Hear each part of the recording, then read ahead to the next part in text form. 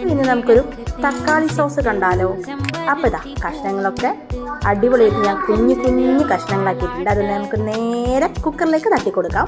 കുക്കറിലേക്ക് തട്ടിയ ശേഷം ഇതിലേക്ക് കുറച്ച് ഉണക്കമുളകും വെളുത്തുള്ളിയും പട്ടയും ഗ്രാമ്പും കുരുമുളക് പൊടിയും കൂടി ചേർത്ത് ആവശ്യത്തിന് ഉപ്പും വെള്ളവും ചേർത്ത് ഒരു 3 വിസിൽ നമ്മുടെ സംഭവം സെറ്റാക്കി ഇട്ടിട്ടുണ്ട്.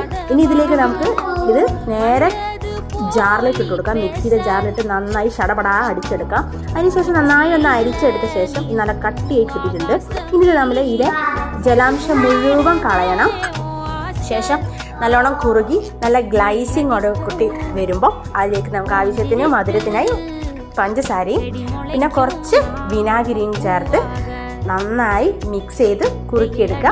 അപ്പോൾ അതാ നമ്മുടെ super tasty easy tomato ketchup ഇവിടെ റെഡി ആയിട്ടുണ്ട്. എല്ലാവരും ട്രൈ ചെയ്തിട്ട് ഫീഡ്ബാക്ക് അറിയിക്കണം കേട്ടോ.